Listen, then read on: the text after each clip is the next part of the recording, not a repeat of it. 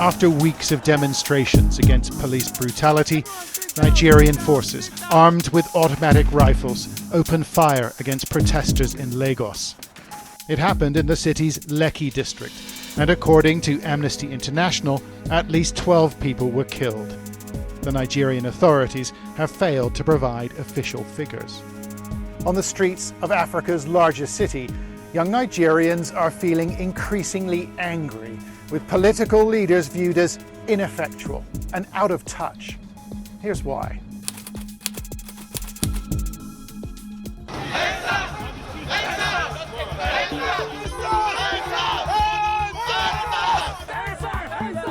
The campaign against Sars, a now disbanded branch of Nigeria's police force, has gone global. It has backing from athletes. I would say Nigerian government, you guys are a shame to the world. We've been making some tangible efforts to try and support your protests on the ground. And music stars like Beyonce, Rihanna and Burna Boy. This is the most important moment in Nigeria's history. If this doesn't work, then, it's over.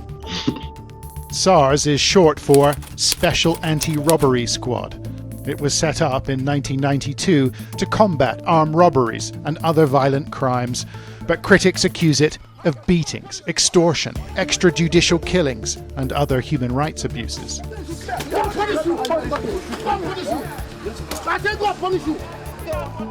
There have been a number of End SARS campaigns since 2016, but the latest round of protests are different. They were sparked by a widely circulated video of a SARS officer allegedly shooting a young Nigerian in Delta State.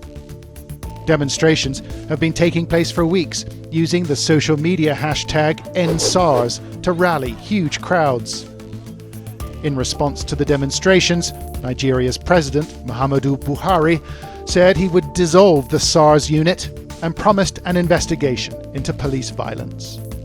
But many protesters don't buy it. They point out that SARS has been reformed and rebadged several times over the last few years, and they have little faith that anything will change. Many of the protesters are young, in their teens and 20s, and they feel despondent about their future prospects. Nigeria is the African continent's biggest oil producer, but low oil prices have battered the economy, and the fallout from the coronavirus pandemic has left millions on the very edge.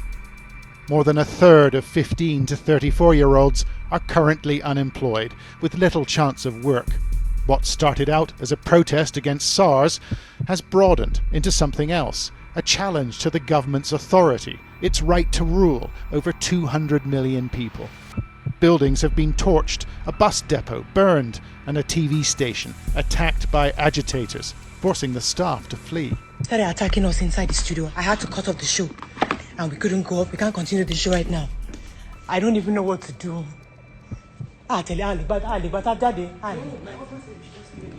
Okay. And while a strict curfew has been imposed, security forces have struggled to enforce it.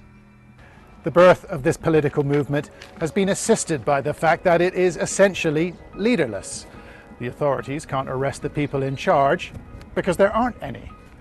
But that may also be its biggest weakness. Without a proper leadership structure, this is a movement that will be very difficult to control. I want my mom to be happy in the future. I don't want to die young. I'm not a thief. No more brutality. We are no more. This country, there's somebody else.